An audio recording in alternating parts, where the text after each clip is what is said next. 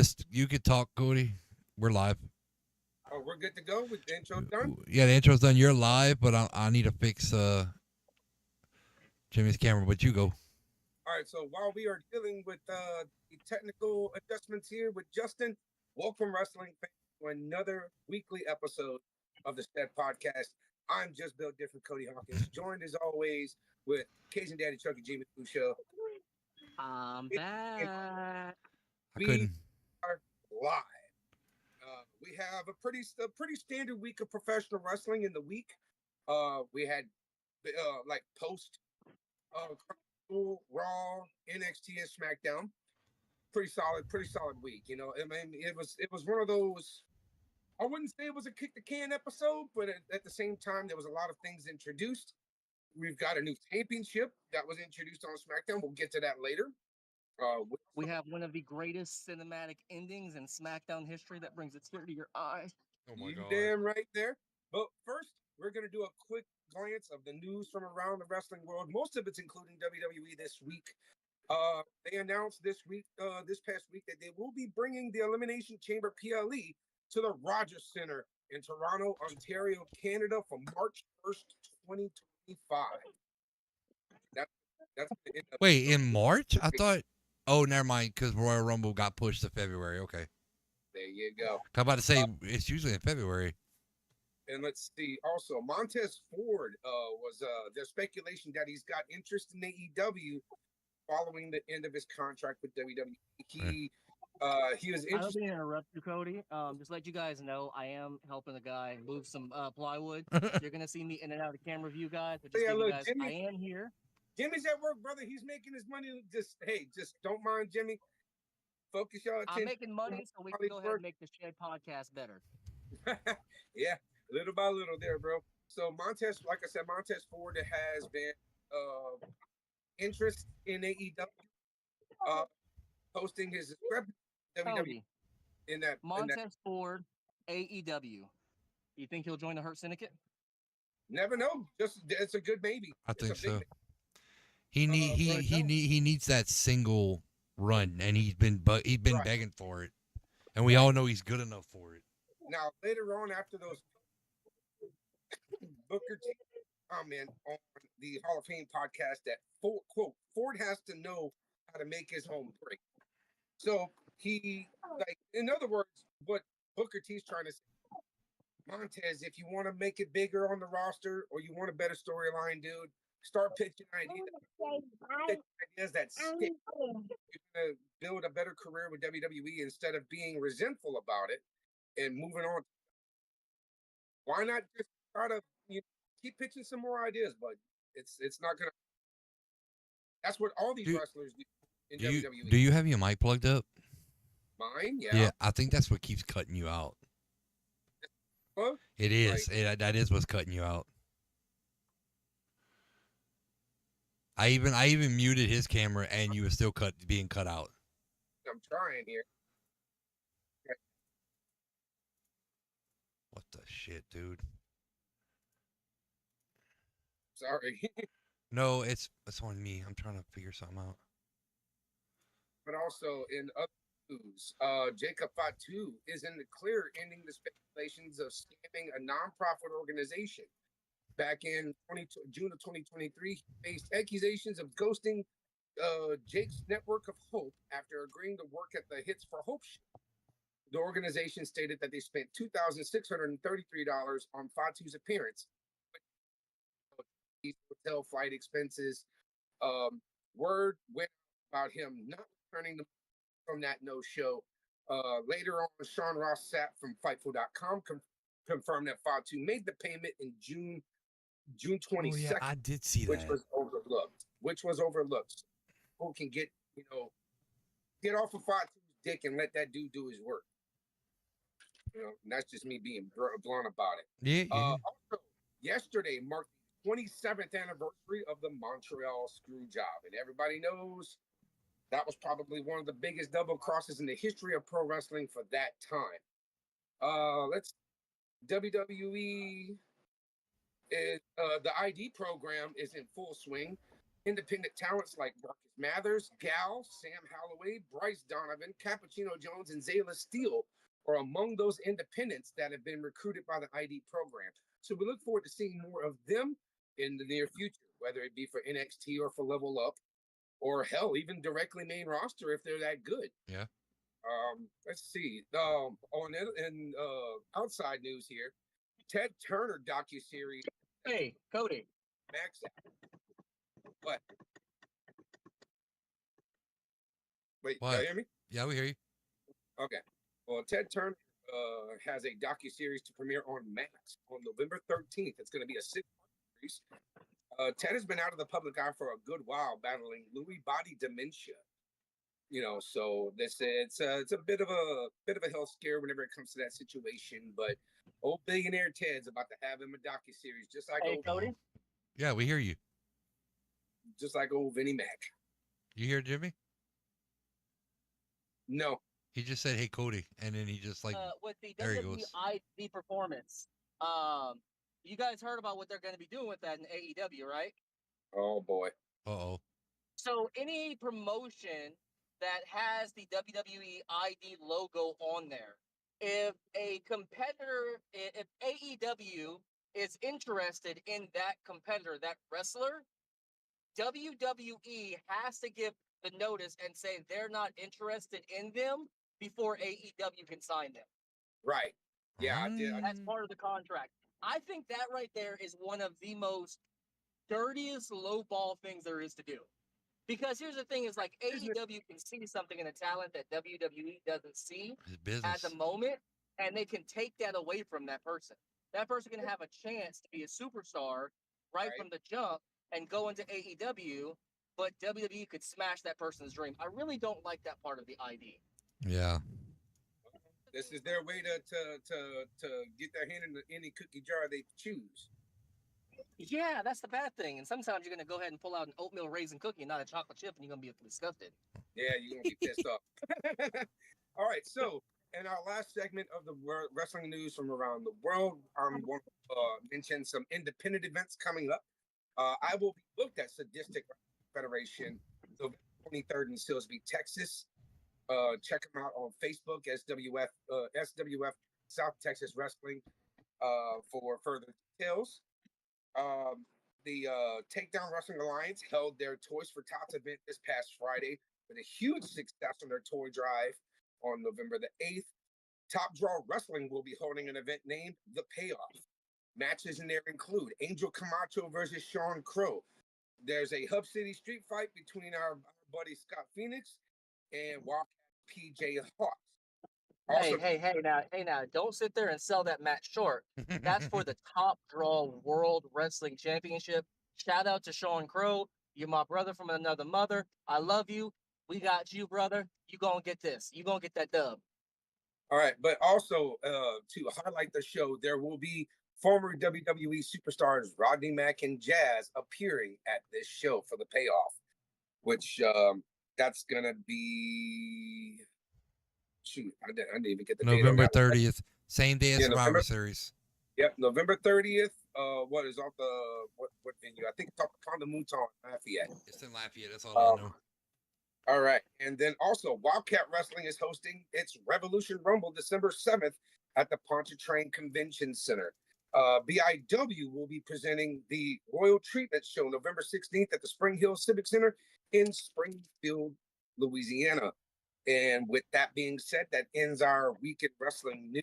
Off to Monday Night Raw. Let's kick this thing off with Liv and Raquel in-ring promo Bianca and Jade concerning the women's tag titles as well. Liv provokes Bianca, and she responds with a solid right hand, knocking Liv on her ass. General manager separates the two and informs Liv that she will be facing she will have an opponent for the women's world championship, and it will be settled Battle Royal immediately after this promo. Which in that at the battle that was between Io Sky and Lara Valkyria. Now note that these I kind of got a feeling that they might push Liv and Raquel Rodriguez versus Bianca Belair and Jade Cargill. Yeah, but at the same time, for the tag title. Yeah, but Yeah, but title, at the same time, Bianca and Jade are doing a lot with Tiffany Stratton and Nia Nia. Jax, so you never know how it was gonna go. Yeah, and then with Io Sky winning that battle royal, she is now the #1 contender for the WWE. I was shocked with Io Sky winning. That kind of threw me for a curve. I mean, Io's been needing a push because she was former WWE Women's Champion, and for her to get a When shot, she lost that title, she kind of got lost in the shuffle. yeah, she did get lost in the sauce a bit. I'm glad to see her, get out of that little rut and win this battle royal. So she will face Liv Morgan Survivor Series for the Women's World Championship. If I'm not mistaken, it's going to be set at SummerSlam. So I'm looking at a promo that actually I'm looking at two promos that I didn't even see on Raw. When Kofi Kingston learns that Raw will honor the New Day at the 10-year anniversary, did they say a date on that? Yes, it is towards the end of November. Okay, I thought it was whenever tomorrow. they introduced that and Adam Pearce did it, you can kind of tell the tense feeling that Kofi had. It was they're building this AEW, this New Day breakup really good, very strategic. Nobody really wants it to happen, but I kind of feel like it might be time. New Day has been around for 10 years. They've done everything they can do inside of the industry. Kofi's become champion. Big E's become champion. Yeah. I kind of want to see Xavier Woods kind of go on and do his own thing and have, even if it's a mid-card championship, something in that manner. Right. Because I think Xavier Woods needs that kind of push. And now since Cody loves how WWE just keeps adding titles to their rosters, I'm projecting that we get I'm being sarcastic. But I'm projecting a women's I'm predicting a women's intercontinental title to be on Raw. Give you guys a heads up. I did watch the episode. It is available. I want to say it was on Peacock, right, honey? On Peacock, they have the new USA show, Scare Tactics. Oh, I don't. And they had the episode with the New Day and Cody Rhodes, and that fucking shit was hilarious. I believe it, man. For sure. I know I missed it, but yeah, I'm predicting they put women's intercontinental title since they did it with the United States title. A lot of people are expecting Charlotte Flair to come back and win that. Yeah, there is circulation that Charlotte is fully recovered from surgery and is training and is looking to get back in the ring as soon as possible. Yeah. And late as Mania, as early as the Rumble. I am going to go ahead and turn off my camera, guys. I'm going to start unloading this load. I will be able to hear you guys and still communicate with you. But due to the location I am delivering the product to, I cannot have my camera on because it's a location that no one's supposed to know what the business is supposed to be. Go for it. So next we have the War Raiders defeating the New Day. Dude, the tense in this match. Bullshit. And well, before that, they had the Wyatt Six. Oh yeah, the promo with Miz with his mouth taped shut. That was such a good promo, dude. Especially when he was like, "I don't want the Final Testament. We wanted you." I was like, "What?" Yeah, I love the callback. I love the callback that he did to "I'll make you a star." The B Team promo. James, I don't think that's gonna happen. Callback to it. James Ottawa said Truth needs to win the Rumble this year. I don't think they're ever gonna. Maybe as a joke. Please let. Dude, Truth would win the Royal Rumble, and I can just picture Truth would downright fucking. It would be the best thing ever. We would have another Kofi Mania. Dude, it would be so fucking. They actually had a segment. They actually had a segment with him walking backstage, and he told Damian Priest he was sorry that he kicked him out the Judgment Day. Damian Priest, instead of arguing, he was just like, yeah, you got it. He's like, yeah, what's up, Pete? He's like, wait, you're not gonna call me Butch? Oh, I don't like that name. Hey, don't call Bush Pete. He doesn't like it. He likes to be called Bush. What? Yeah, and he tells Damian Priest, sorry, I kicked you out of Judgment Day. Instead of arguing, he's like, it's okay, Truth. It's all right. Shit happens. What they need, I want to see Woods win the Royal Rumble. Nah, Woods is gonna be pushed to like mid-card titles. Like I think he's mid-card best right now. But you were bringing up a tag match between Woods and Kofi against the War Raiders. Solid match. Good way to push. You see the tensions between Kofi and Woods throughout the entire match. And it's growing more and more and more. Like, it was always Woods. Now Kofi's starting to get aggravated. Right. Now you're starting to see the other end of the rebuttal here. Yep. But the Raiders win via the double team, which their tag team finish is known as the War Machine, which is a nod to their independent name. And we already mentioned it last week. They are the #1 contenders for the titles right now. For the tag team championships, they will be facing Finn Balor and JD McDonough very soon. Moving forward, the Usos and Sami Zayn in ring promo. Just storytelling is so so good. It's so good. If I could sit down and watch an hour-long documentary on the Bloodline storyline we've got in the past 4 or 5 years. Right. So this starts off with, Sami came out of Crown Jewel to protect Jey Uso. That's basically what he told Jimmy, but can't help but remember the past whenever they were together with the OG Bloodline. Sami Zayn being the honorary Uso. Crowd was chanting Sami Uso. Like you seen all Jay asked Roman to do was hear him out. Right. And Roman didn't want to hear it. Hear him out. So Jay asked Sami to go to SmackDown to settle out, smooth everything out. Yeah. And then we'll get to that part whenever that happens. Jimmy would pop up and say he's not family, he's not an honorary use.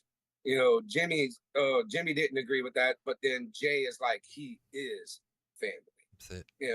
Moving from there, there was the singles match between Chad Gable from American Made versus Dragon Lee from the LWO. This is actually a good match. Oh, it was a great technical match. Good back and forth, good spot moves. They actually had another segment backstage with R-Truth and Chad Gable. He was like, "Whoa, Kurt Angle, you got smaller." Yeah. Next thing you know, Ivy after Zelina. Zelina was trying to help keep Gable from putting his foot on the rope for a leverage spin. Ivy now comes in, puts her in that Dragon Sleeper lock. Out comes Rey Mysterio to come and try to clear all the nonsense away. Gable reaches outside, grabs Mysterio, trying to pull off the mask. Dragon Lee takes advantage of that distraction, hitting Operation Dragon. Operation Dragon to get the pinfall. And the main event for the night was a so good.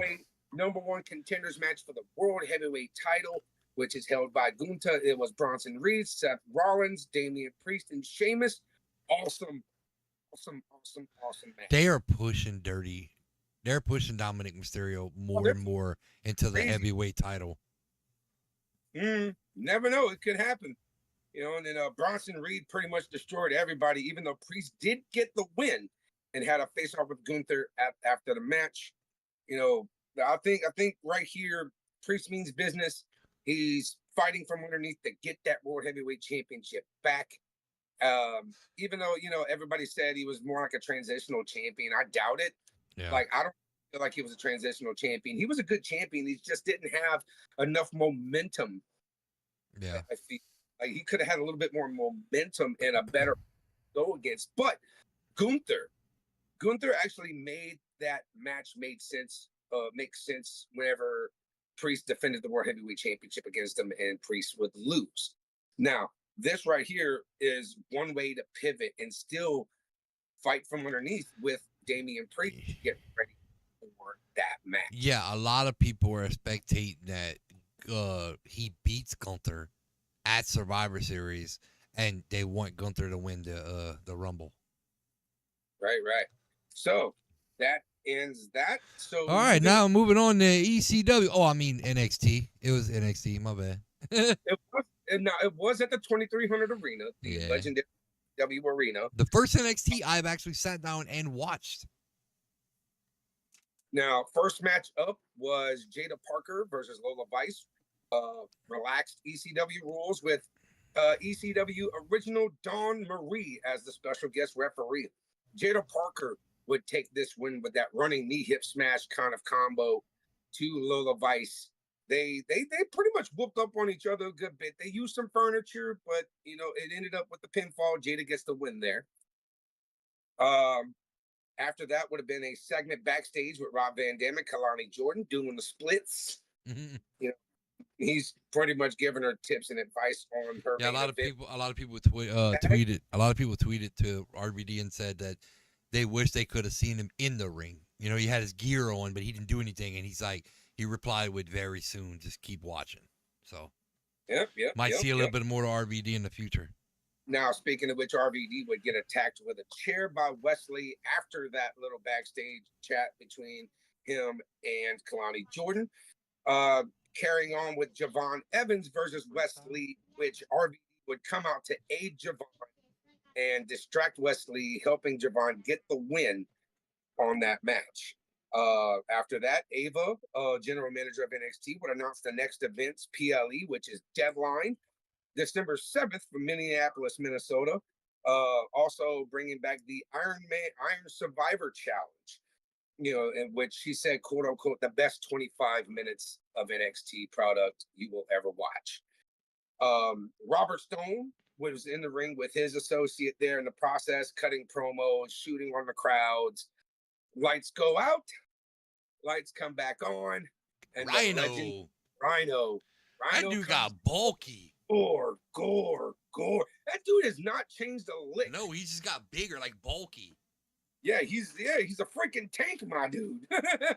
Imagine getting a gore from that. Oh, dude, I get folded in half like a wet napkin, my bro. But we forgot on Raw they announced that Goldberg actually announced on NFL college football game day that his retirement match is going to be in 2025, but he is not saying when, where, and why. And who he's going to face. So the question is, who's next? Gunther. That'd be something right there. I think it's going to be Gunther. But moving on to the mid-card main event here would have been Trick Williams and Bubba Ray Dudley versus Ridge Holland and Ethan Page.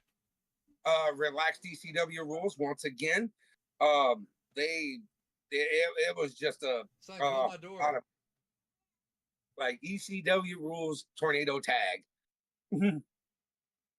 is what I felt on this one. But Holland gets the win, pinning Trick for the win. After that, they tried to shit can Trick Williams and Bubba Ray, and out comes Devon Dudley with a table. Now, note that Devon was not cleared for action, taking into consideration the health issues that Devon's been through. He had a heart attack or a stroke recently? So it was still up in the air, but he did come out and brought a table.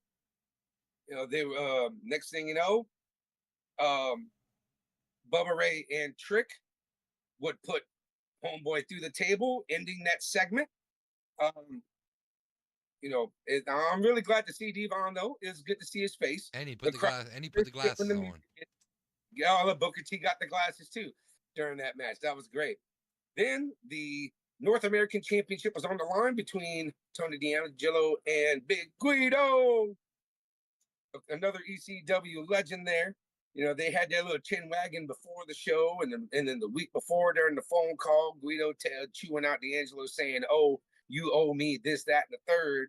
Well, D'Angelo would retain, of course. Nunzio, if everybody remembers Nunzio or the Guido, Nunzio the Guido, that was a great little segment there. Nice little time killer, but D'Angelo with the win.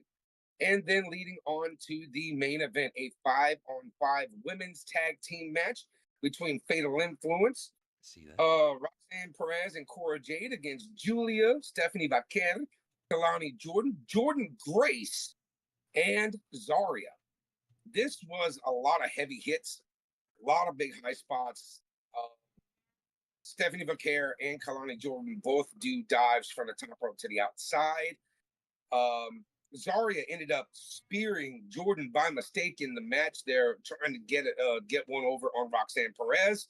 Perez thought she had it in, trying to go for pop rocks. Zarya reverses and pins Perez via her F5 variation to win the match for her team, Julia Vaquer, Kalani, and Jordan Grace with Zarya. That pretty much ended NXT.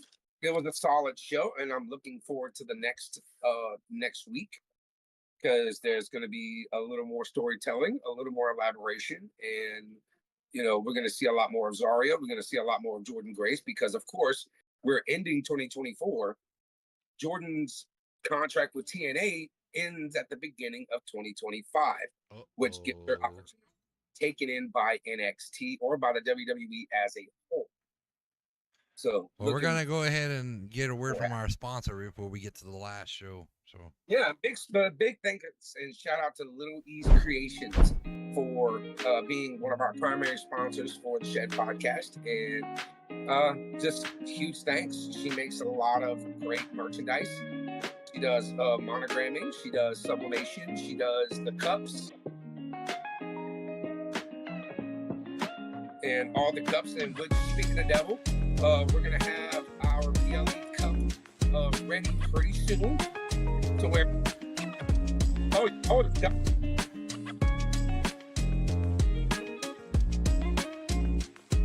So yeah, this is one of our cups from the SummerSlam.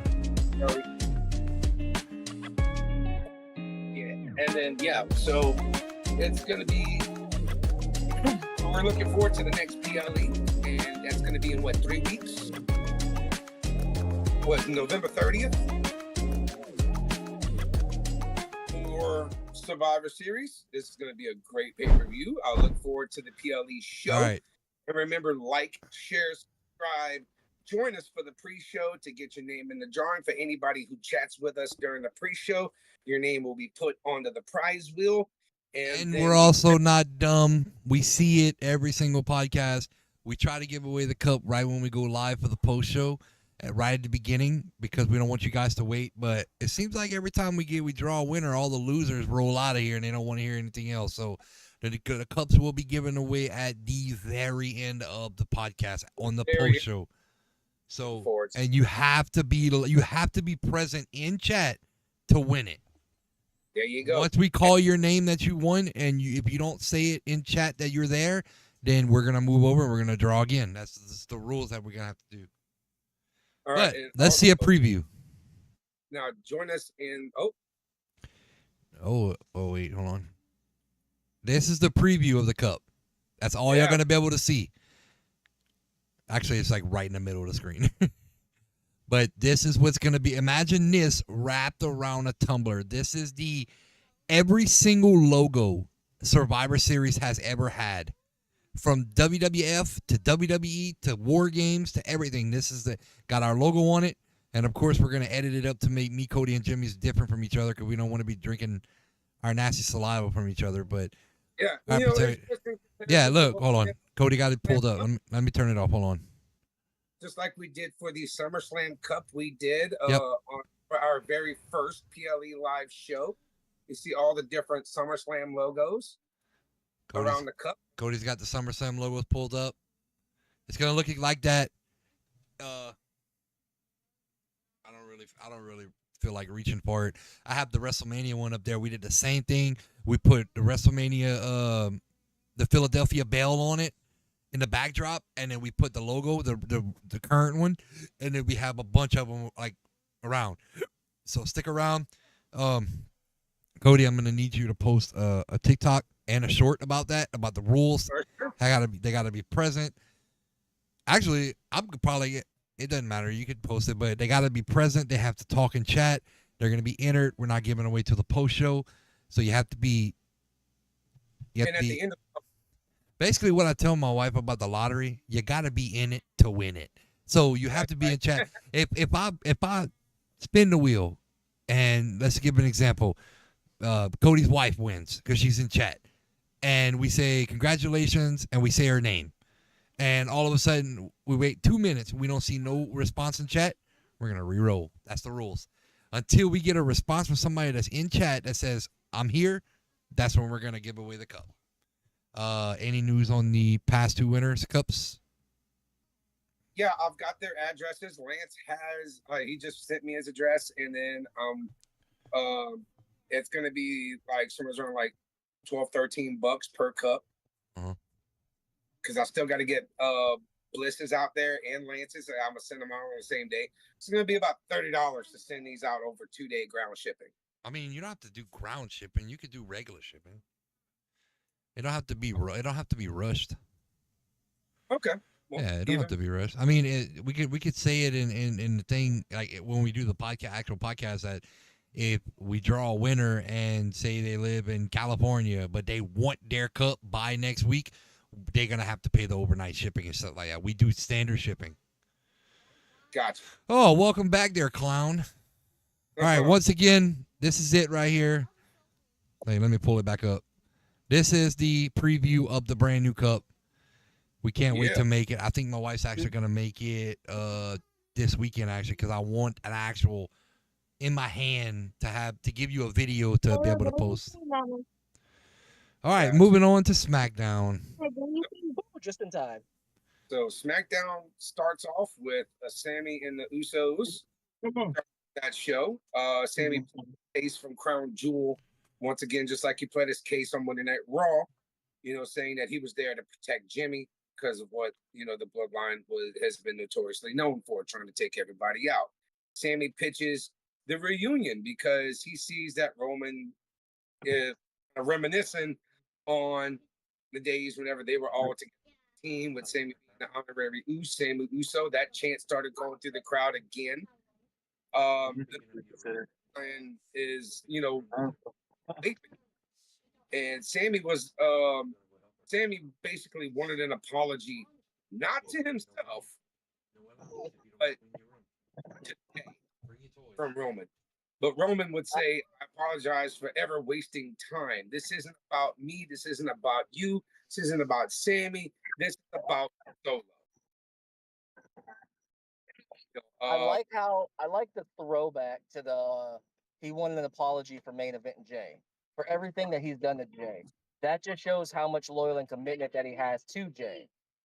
Yeah. Everything that Jay has said Sammy had said on SmackDown, he just accumulated. He basically said, "Okay, I'm gonna go ahead and lean more on that come SmackDown," and you can kind of see where he's going with that. Where he built that relationship with Jey Uso inside of Raw over the past years, and you can tell with that. I like that. I like that twist that they did. Yeah. Right. So moving forward, attacking Orton during. Get over here, Taylor. Oh yeah, gave him the freaking power driver. The banned power driver. Well, I mean, power drivers are banned altogether in WWE, quote unquote. Yeah, the last one was done in 2021 with CM Punk and John Cena. Right. So they said that Randy was hurt for that. Not sure if it's hurt real or hurt fake. But I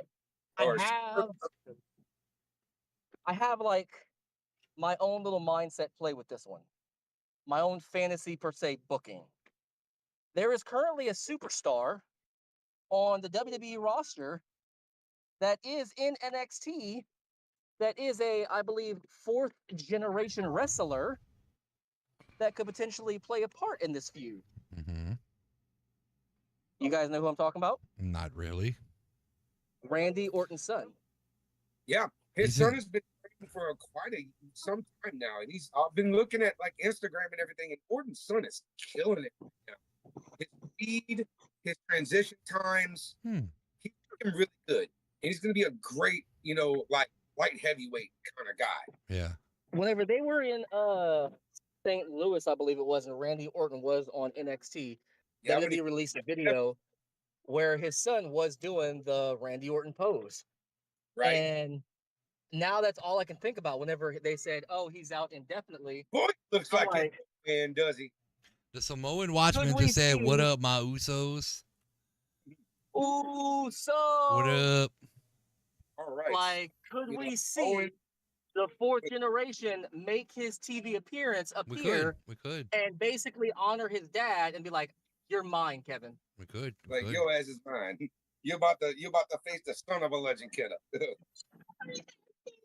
But Owens hit that power driver injuring Orton, quote unquote. Medics get him out of there. Cody Rhodes would ride in the ambulance with Orton to the hospital or the local medical facility.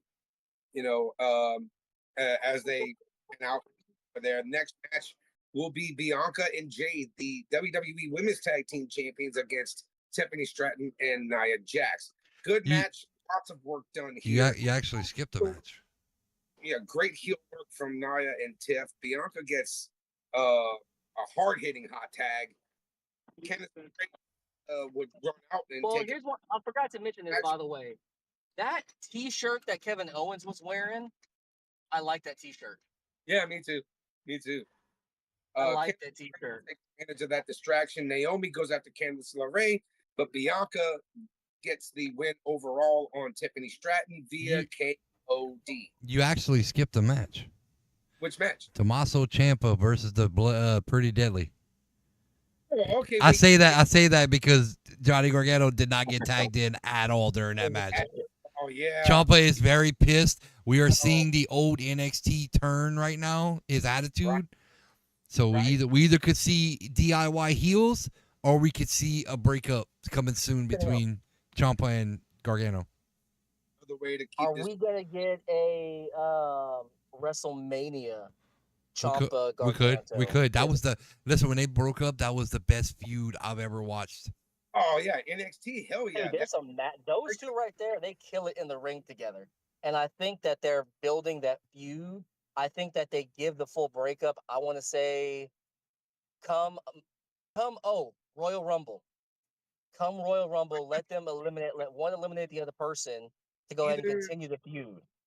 Either Rumble or Chamber. Yeah. No. Give them a Rumble where one of them eliminates, build up anymore. Then we have. So what I'm thinking about is we have Johnny Gargano eliminate Tommaso Ciampa in the Rumble. Then we have Tommaso Ciampa that eliminates Gargano in the Chamber, therefore setting up for Mania. They both sat there and turned on each other. They realized neither one wants to have the title. So fine, then we're going to go NXT style and whoop some ass between each other. Yep. All right. So I think that'd be the best option. And then after that will lead to the WWE Tag Team Champions, the Motor City Machine Guns, taking on A-Town Under in a non-title match. A-Town Down Under, great innovative offense from these guys. They're the young boys of the crew. You know, they're seasoned regulars, but, you know, with 20 plus years veteran experience from each guy from the Motor City Machine Guns, they gave Motor City a run for their money in this match. Very well done, good execution. Motor City Machine Guns get the win via the double team finish, that neckbreaker crossbody combo. Then, well, before that, as we did discuss, they had the promo. We do have a new United States Women's Champion. Women's Championship. Right. We don't know. We don't know what's going on yet. All he said was, "Opportunities knocking, ladies, and it's time to answer." That's all he told us. We don't know if there's going to be a battle royal. It's going to be a bracket. We don't know if there's a bracket. We don't know. You never know. They may crown the new champion at the Rumble. I'm thinking Survivor Series. Nah, too soon. You got 3 weeks to build. Saturday night main event. True, yeah, that's true. We do have Saturday night main event. So I have that coming up in December. So looking forward to that as well. And then the close off SmackDown, we had the OG Bloodline back in the ring for the promo. Well, it started off with a new Bloodline and Roman Reigns. You know, Solo's claiming Sammy's on their side, you know, trying to get into Roman's head, thinking that, okay, what if he really attacks? The new school Bloodline is attacking Roman Reigns. Out comes Sammy, you know, feeding that potentially. Yeah, as a distraction, basically. Solo was like, yeah, come on, kick him in the face. Look what he did to you.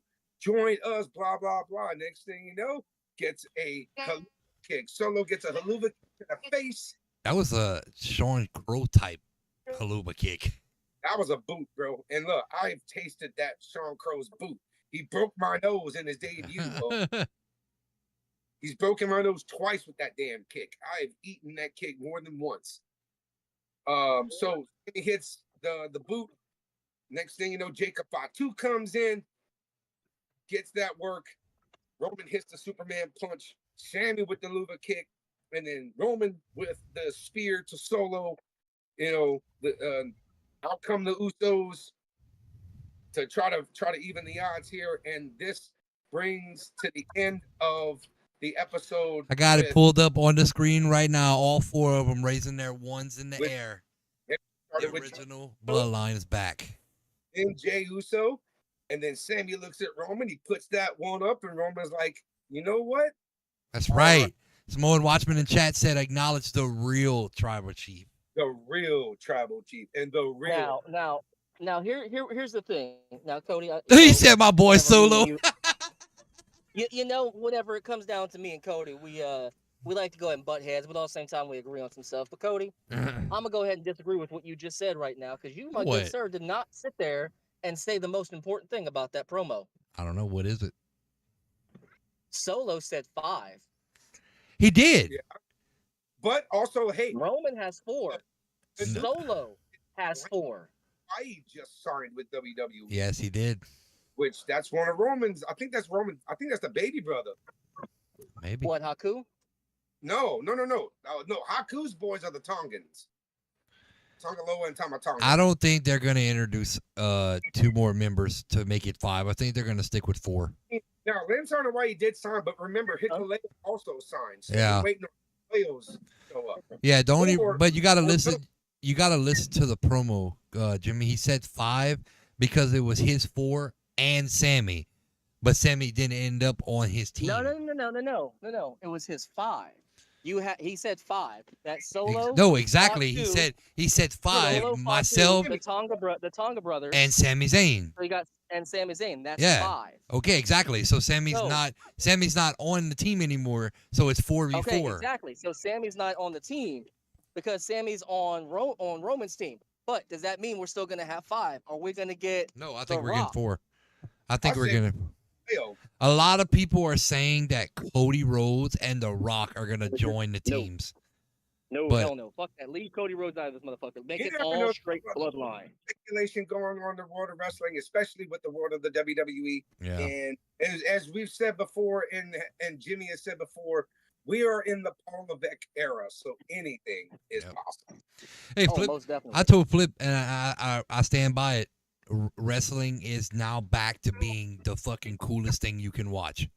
Yeah, So- you damn Dude, right. and dude, wrestling has been so main event where you could predict what's gonna happen, Yeah. and this and that, and We now used it's to at that point where you're sit there now as you're watching and you don't know what's gonna happen. we used to sit there as like Cody performed on Friday and Saturday. I would go watch him. I'm so used to watching how the show plans out. We'd be sitting Right. at Flip's house watching pay-per-view. We're like, oh, cool. The Rock's going to win. Like, we already know we're calling the spots as it happens. Yeah, we're now, calling it as it goes because we're now so you can't. in how the flow of wrestling is, and Yeah. now with Triple, Like it's- we're over here debating on if it's gonna be 4 versus 4 or 5 versus 5 because we don't know because there's a Yep. possibility it could be 5v5 because we know they have additional bloodline members that they just signed. It We could know be. The Rock came back and he sat there and looked in the ring whenever they had the Cody And did the Rhodes cutthroat and Roman thing. Reigns and stuff Yep. like that. So the possibilities are there, but we don't know. The Samoan Stop. watchman in chat said Solo gonna turn face soon to save the Bloodline 1.0 and Jacob goes crazy. Because remember, Dude, Jay said it in the middle of the ring. There's a reason we didn't go for these people, for the Tongas look, here's the and thing. Jacob. Jacob Fatu is making Solo Sikoa look bad. I'm Yeah, sorry to say. He is. Jacob Fatu, Yeah. his promo skills, his mic work, He is. just everything he does is making Solo look bad. Yep. And Solo's supposed to be the main player in this new bloodline. But you're looking at it and you're thinking, nah, it's Jacob Fatu, not Solo. But no, it's Solo. Well, that's Right, it. We're done. But with that being said, that concludes. Oh, I our- do have a quick announcement though. Okay, go for it. Me and you talked about this earlier. Jimmy, you didn't know about this, but I'm gonna throw you on the spot because we didn't talk to you about it. We're probably gonna pivot, and we're probably gonna turn the Sunday night weekend wrestling. We're probably gonna let Cody handle it by himself every week. That's all good. He's gonna post instead of going live. He's gonna post some Hey. shorts. He's gonna post a Raw one, a SmackDown one, and an NXT one, and a World of Wrestling. 4 shorts in one day. I'm pretty sure he can handle that.